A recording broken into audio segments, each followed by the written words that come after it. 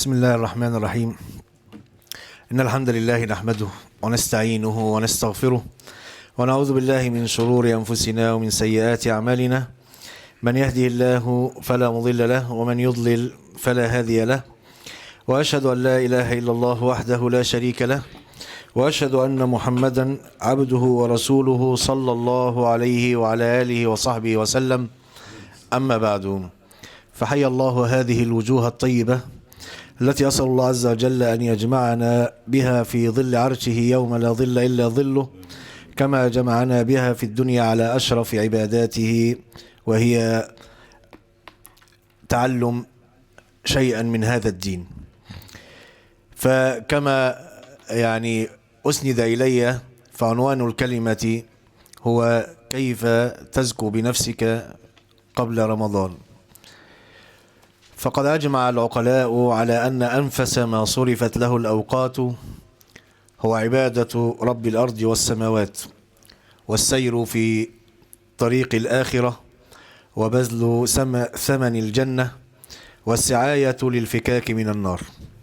ولما كانت هذه الطريق كغيرها من الطرق والدروب تكتنفها السهول والوهاد والوديان والجبال، ويتربص على جنباتها قطاع الطرق ولصوص القلوب، احتاج السائر إلى الله إلى تلمس خريت يبصره الدروب الآمنة والمسالك النافذة، ويعرفه مكامن اللصوص، ويعرفه أفضل الأزمنة وأنسب الأوقات للجد في السفر. وقد كان هذا الخريت هو منهج سلفنا الصالح في التنسك، وهو طرائقهم في السير إلى الله وعباراتهم في الدلالة عليه، كانت بحق خير معوان على انتحاء جهة الأمان. وهذا النسك السلفي العتيق والمنهج السني الرشيد في تزكية النفوس لا غنى عنه لكل طالب طريق الوصول والسلامة، فلا عصمة لمنهج في مجمله إلا منهج السلف الصالح. فدع عنك ما قاله العصري منتحلا، وبالعتيق تمسك قط واعتصم. ولما كانت الأزمنة الفاضلة من أنسب الأوقات، وهي أنسب أوقات الجد والاجتهاد في الطاعة، وكان شهر رمضان من مواسم الجود الإلهي، حيث تعتق الرقاب فيه من النار، وتوزع الجوائز الربانية على الأصفياء والمجتهدين، كان لزاما أن تتواصى الهمم على تحصيل الغاية من مرضاة الله رب العالمين في هذا الشهر الكريم، وهو من التواصي بالحق الذي أمر الله عز وجل به في سورة العصر. وإذا كان دعاة الباطل واللهو والفجور تتعاظم هممهم في الإعداد لغواية الخلق في هذا الشهر بما يذيعونه بين الناس من مسلسلات ورقص ومجون وغناء، فأخلق بأهل الإيمان أن ينافسوهم في هذا الاستعداد، ولكن منافسة بالبر والتقوى. ولقد صامت هذه الأمة دهورا، غير أن صومها لهذا الشهر لم يكن يزيدها إلا بعدا كما ترى عن ربها، فصار رمضان موسما مفرغا من مضمونه مجردا من حقائقه، بل صار ميدانا للعربدة وشغل الأوقات بما يغضب الله الكريم المتعال.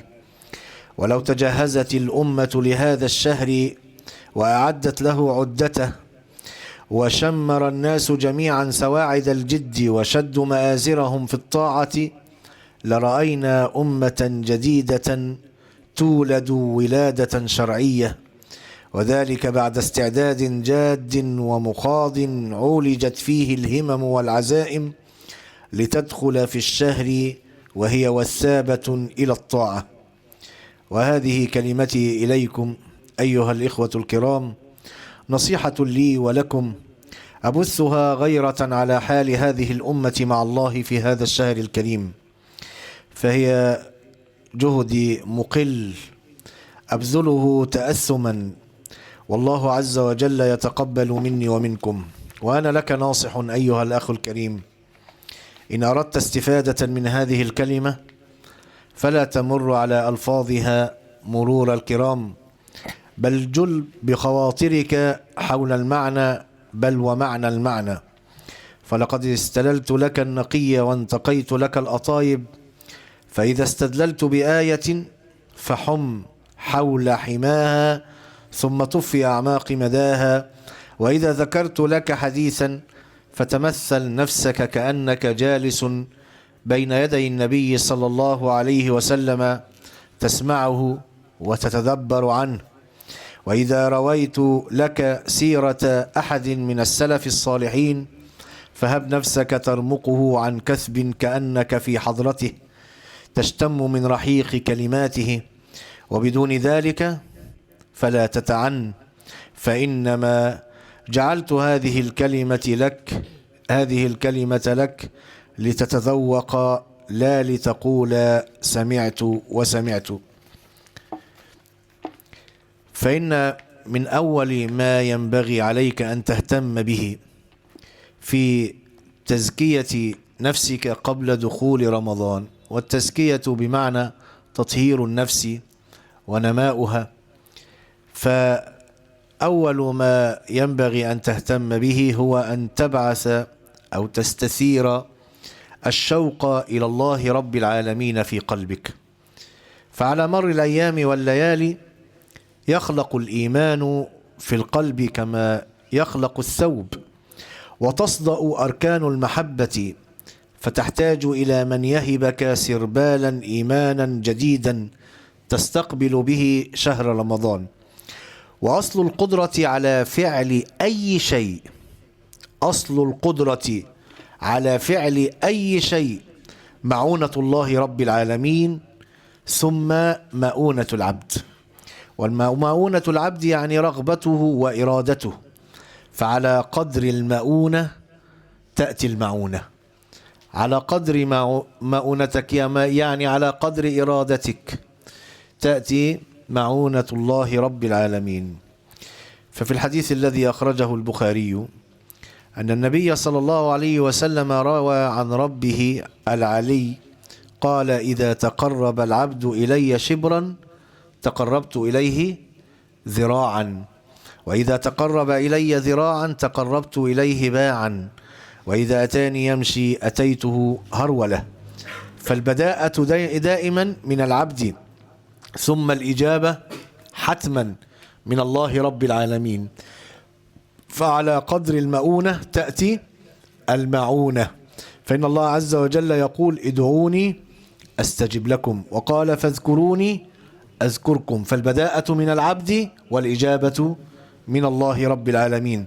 فلا بد من إثارة كوامن شوقك إلى الله عز وجل حتى تلين لك الطاعات فتؤديها ذائقا حلاوتها ولذتها. وأية لذة يمكن أن تحصلها من قيام الليل ومكابدة السهر ومراوحة الأقدام المتعبة أو ظمأ الهواجر أو ألم جوع البطون، إذا لم يكن كل ذلك مبنيا على معنى وعجلت إليك ربي لترضى. ومن لبى نداء حبيبه بدون شوق، من لبى نداء حبيبه بدون شوق فهو بارد سمج، دعوى محبته لا طعم لها. لا جرم كان من دعاء النبي صلى الله عليه وسلم حين يقف بين يدي الله رب العالمين في صلاته كان يقول: وأسألك الرضا بالقضاء وبرد العيش بعد الموت ولذة النظر إلى وجهك والشوق إلى لقائك. فكان في دعائه صلى الله عليه وسلم يسأل الله عز وجل أن يرزقه كيف يستثير الشوق إلى لقاء الله رب العالمين. وشوقك لربك ولإرضائه أفناه للأسف رين الشبهات والشهوات، وأهلكته في نفوسنا حوائج المعاصي ومرور الأزمنة دون كدح إلى الله. فتحتاج أيها الأخ الكريم يا باغي الخير إلى بعث هذا الشوق من جديد في نفسك وفي قلبك لو كان هذا الشوق قد مات، أو تحتاج إلى استثارته إن كان موجودا كامنا. ومن عوامل بعث الشوق في نفوسنا، من العوامل التي تعينك على بعثه إن كان ميتا، أو استثارته إن كان موجودا كامنا، مطالعة أسماء الله رب العالمين ومطالعة صفات الله رب العالمين في تدبر كلامه وفهم خطابه. فإن من شأن هذه المطالعة والفهم والتدبر أن تشحذ من القلب همة للوصول إلى تجليات هذه الأسماء والصفات، فتتحرك كوامن المعرفة في القلب والعقل، ويأتي عندئذ المدد والعون من الله رب العالمين. فتأمل مثلا في قصة أبي الدحداح رضي الله تعالى عنه لما فهم كلام الله رب العالمين، كيف حرك ذلك في قلبه شوقا وألبسه حب البذل لله رب العالمين. فعن عبد الله بن مسعود قال لما نزلت هذه الآية وقرأ قول الله: من ذا الذي يقرض الله قرضا حسنا فيضاعفه له، قال أبو الدحداح الأنصاري رضي الله عنه: وإن الله يريد منا القرض؟ قال: نعم يا أبا الدحداح، يعني النبي صلى الله عليه وسلم. قال: نعم يا أبا الدحداح. قال: أرني يدك يا رسول الله. فناوله رسول الله صلى الله عليه وسلم يده. قال: فإني أقرضت ربي حائطي. قال: وكان حائطه له 600 نخلة، وكانت أم الدحداح فيه وعيالها. فجاء أبو الدحداح فنادى: يا أم الدحداح. قالت: لبيك. قال: اخرجي وعيالك من الحائط فإني أقرضته ربي عز وجل. وفي رواية أنها لما سمعته يقول ذلك عمدت إلى صبيانها تخرج ما في أفواههم وتنفض ما في أكمامهم. فقال النبي صلى الله عليه وسلم: كم من عزق رداح في الجنة لأبي الدحداح. فأبو الدحداح رضي الله تعالى عنه سمع هذه الآية: من ذا الذي يقرض الله قرضا حسنا، فمررها على ما كان في قلبه من الإيمان الذي ثبتت شجرته التي سقيت بماء التنزيه لله رب العالمين، فلم يجري فيها كما جرى المتأخرون من تأويل الآيات أو حملها على غير ظاهرها، بل فهمها على مراد الله رب العالمين، فاستثارت في نفسه الشوق إلى الله رب العالمين، فبذل لله رب العالمين ما قد سمعتم. وكذلك من العوامل على بعث الشوق مطالعة منن الله عز وجل وآلائه الجسيمة، فالقلوب مجبولة على حب من أحسن إليها، ولذلك كثر في القرآن سوق آيات النعم تنبيها من الله رب العالمين لهذا المعنى. فكلما ازددت علما بنعم الله عز وجل عليك ساقك ذلك إلى الشوق لشكر الله رب العالمين على نعمه. أما الذي لا يرى النعم فعلى أي شيء يشكر. وكذلك من العوامل التي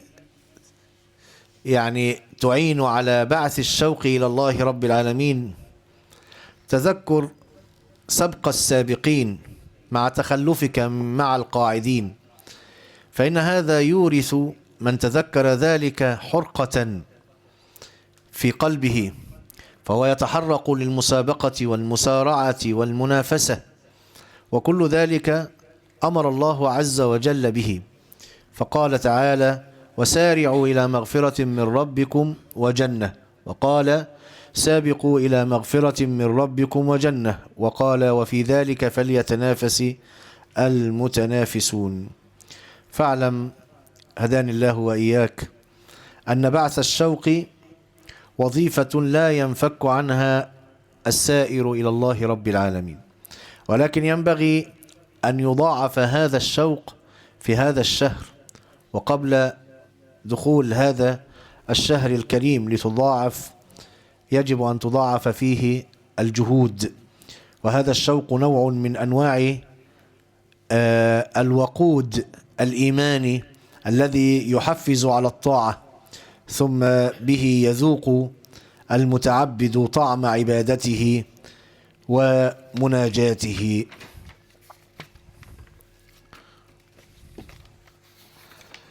وكذلك من الأمور التي يجب أن يعتنى بها، وهي من عوامل تزكية النفوس قبل دخول هذا الشهر الكريم، معرفة فضل المواسم ومعرفة منة الله تبارك وتعالى على العبد بهذه المواسم التي يكثر فيها الخير والبركة من الله رب العالمين، وكيف أن للإنسان فيها فرصة عظيمة لا ينبغي أن تفوته أو أن يفوتها على نفسه.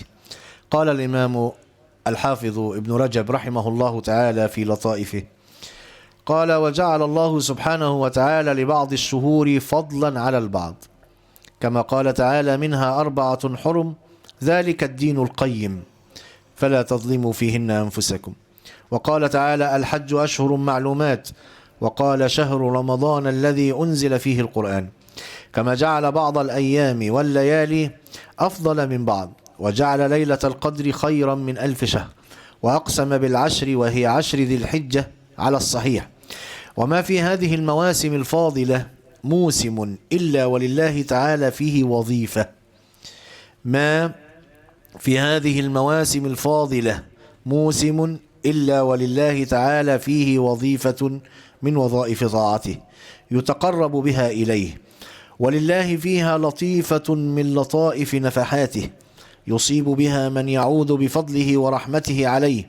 فالسعيد من اغتنم مواسم الشهور والأيام والساعات وتقرب فيها إلى مولاه بما فيها من وظائف الطاعات، فعسى أن تصيبه نفحة من تلك النفحات فيسعد بها سعادة يأمن بعدها من النار وما فيها من اللفحات.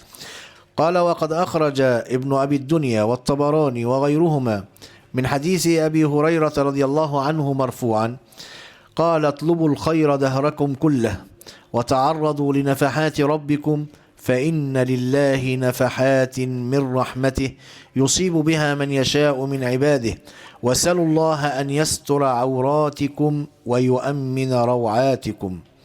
وفي مسند الإمام أحمد عن عقبة ابن عامر رضي الله عنه عن النبي صلى الله عليه وسلم قال: ليس من عمل يوم إلا يختم عليه.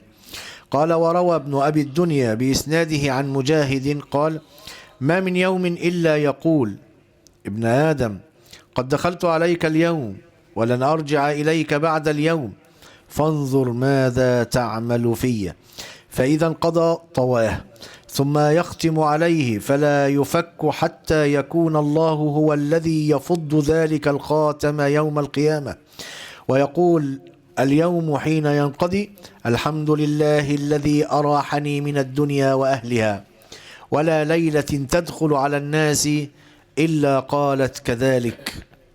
وعن الحسن البصري قال: ليس يوم يأتي من أيام الدنيا إلا يتكلم يقول: يا أيها الناس إني يوم جديد، وإني على ما يعمل في شهيد، وإني لو قد غربت الشمس لم أرجع إليكم إلى يوم القيامة.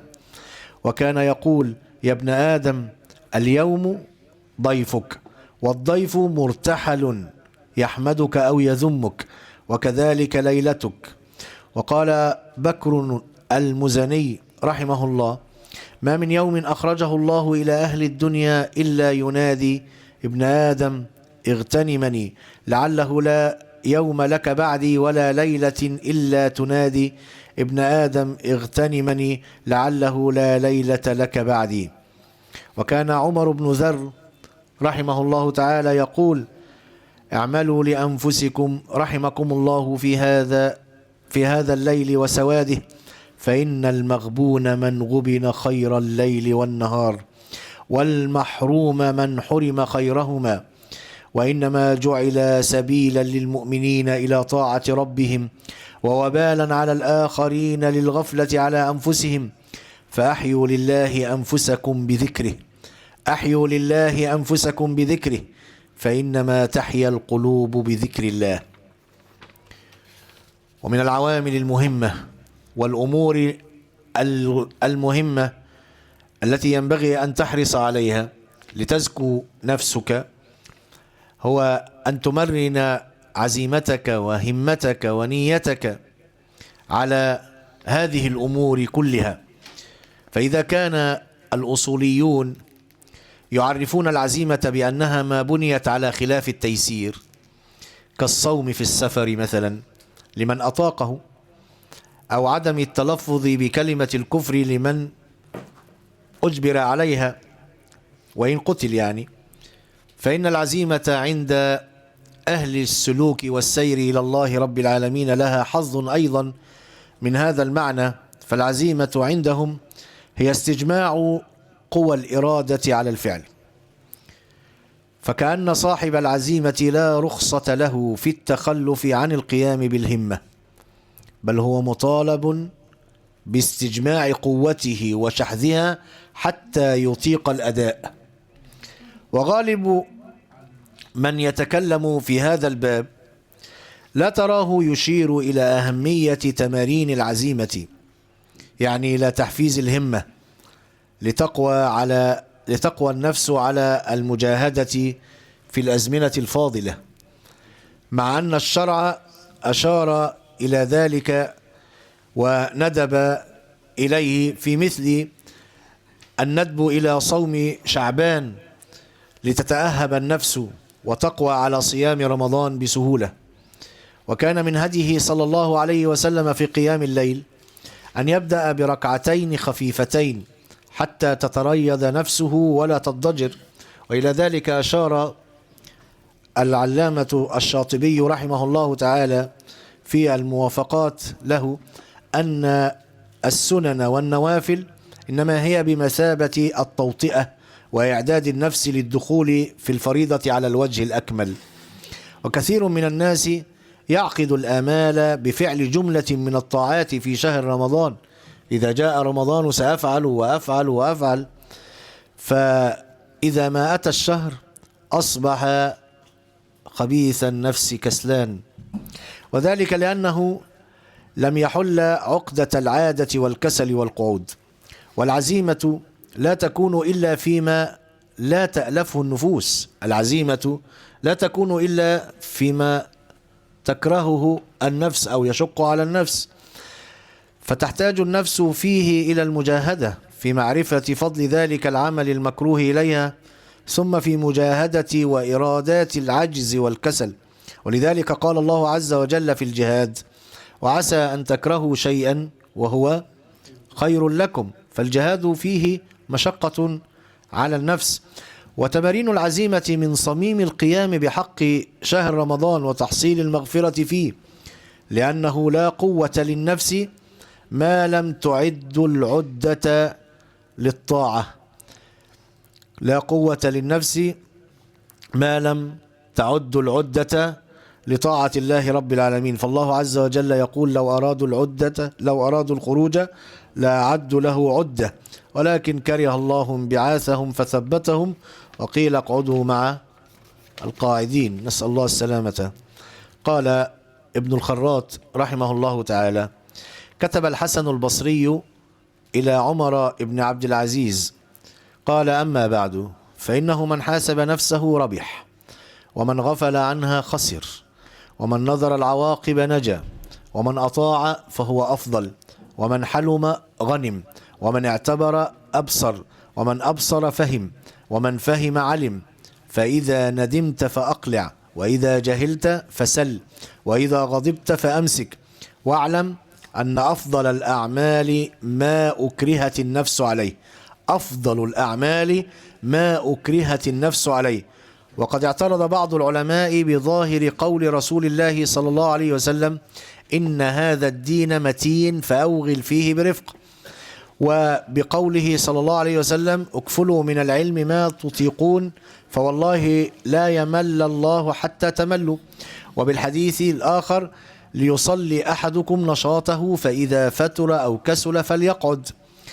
قال: ولم يرد النبي صلى الله عليه وسلم ألا تعمل حتى تنشط بحسك للعمل وحتى تقبل عليه وتبادر إليه، فإن النفس كسلى ثقيلة عن فعل الخير، بطيئة النهوض إلى أعمال البر، فلو لم تصلي مثلا حتى تدعوك نفسك للصلاة وحتى تنشط إليها وتخف عليها لما صليت إلا قليلا، وربما لم تصلي معها أبدا، ولا قامت لك عن فراشها ولا تركت راحتها ولا لذيذ نومها.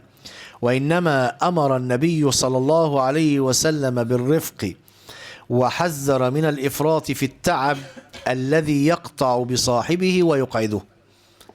أنهي تعب الذي نهى عنه؟ هو الذي يقعد صاحبه عن استمراره في الطاعة. وفي قوله صلى الله عليه وسلم: اكفلوا من الأعمال ما تطيقون، ما يدل على الاجتهاد ويبيح أخذ النفس بما تكره منه، فإن الإنسان قد يكره على الضرب، يعني على النوع من العمل، ويكسل عنه، فإذا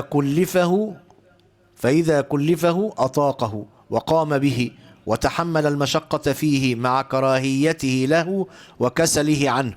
فلا بد من الحمل على النفس وأخذها بالجد والكد وتخويفها بأن تسبق إلى الله عز وجل، وتحذيرها من أن يستأثر دونها بما عند الله، وأن يصل العمل بالعمل والاجتهاد بالاجتهاد حتى يصل إلى الحد الذي حذر منه رسول الله صلى الله عليه وسلم، وهو الحد الذي يخاف معه الانقطاع. وفي الخبر: الخير عادة والشر لجاجة. قال أبو الدرداء لرجل يقال له صبيح: يا صبيح، تعود العبادة فإن لها عادة، وإنه ليس على الأرض شيء أثقل عليها من كافر. وأما قوله صلى الله عليه وسلم: ليصلي أحدكم نشاطه فإذا فتر أو كسل فليقعد، فما أراد والله أعلم أن تصلي ما دمت على نشاط، فإذا خالطك الكسل أن تترك الصلاة. هذا لم يكن مراده صلى الله عليه وسلم، وإنما أراد صلى الله عليه وسلم الكسل الذي لا يقدر معه صاحبه على شيء إلا بعد جهد جهيد وحمل على النفس شديد. حتى لو قيل مثلا: صل وخذ كذا وكذا لثواب حاضر يعرض عليه ويرغب فيه، لم يقدر، فهذا هو الكسل الذي ينهى صاحبه عن العمل مع مخافة الانقطاع وترك العمل. هذا أو نحوه، والله أعلم. قال: كلام كله لابن الخراط، لم أزل في كلامه. قال: والدليل على هذا القول تكلفه صلى الله عليه وسلم الصلاة حتى تشققت قدماه، وهذا إنما هو في النافلة، وأما في الفريضة فتصلى على كل حال، في الصحة والمرض، يصليهما قائما أو قاعدا أو مضجعا أو مكتوفا أو كيف كان أو كيف ما أمكن. ولعل هذا الكلام هو التحقيق النفيس، يعني فقد جل لنا كثيرا من كوامن الأسرار رحمه الله تعالى. فاجعل هذا الكلام منك على ذكر دائم. ولقد فقه السلف الصالح رضوان الله عليهم جميعا، فقهوا عن الله أمره وتدبروا في حقيقة هذه الدنيا ومصيرها إلى الآخرة، وخرجت منهم درر من الكلمات والأعمال رضوان الله عليهم. فإليك شيئا من هذا لعلها تشحذ فينا شيئا من العزم والهمة. قال الحسن رحمه الله تعالى: من نافسك في دينه فنافسه، ومن نافسك في دنياه فألقها في نحره. وقال وهيب بن الورد: إن استطعت ألا يسبقك إلى الله أحد فافعل. إن استطعت ألا يسبقك إلى الله أحد فافعل. وقال في دينك. وقال أحد العباد: لو أن رجلا سمع برجل هو أطوع لله منه فمات، يعني مات ذلك الرجل الذي سمع، فمات ذلك الرجل غما ما كان ذلك بكثير. يعني هذه الآثار يعني ما ينبغي أن نمررها هكذا، كما أنه أيضا لا ينبغي أن نعلق عليها بأكثر مما فيها حتى لا نفسدها. هي هكذا، يعني إذا سمع أحدكم أن رجلا أطوع لله عز وجل منه فغمك ذلك فمت، فأنت ما قدمت شيئا وحق لك أن تموت. إزاي واحد يسبقك إلى الله رب العالمين. وقيل لنافع رحمه الله ورضي عنه: ما كان ابن عمر يفعل في منزله؟ قال: الوضوء لكل صلاة والمصحف فيما بينهما. وكان ابن عمر رضي الله عنهما إذا فاتته صلاة الجماعة صام يوما وأحيا ليلة وأعتق رقبة. واجتهد أبو موسى الأشعري رضي الله عنه قبل موته اجتهادا شديدا، فقيل له: لو أمسكت، لو أرفقت بنفسك. فقال وهو يذكر الخيل، قال: عن الخيل إذا أرسلت فقاربت رأس مجراها أخرجت جميع ما عندها، والذي بقي من أجلها أقل من ذلك. فلم يزل رضي الله عنه على تلك الحال حتى مات.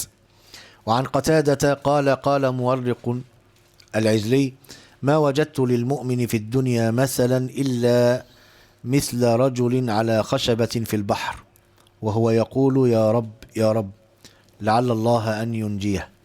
وعن أسامة قال: كان من يرى سفيان يعني الثوري يراه كأنه في سفينة يخاف الغرق، أكثر ما تسمعه يقول: يا رب سلم سلم.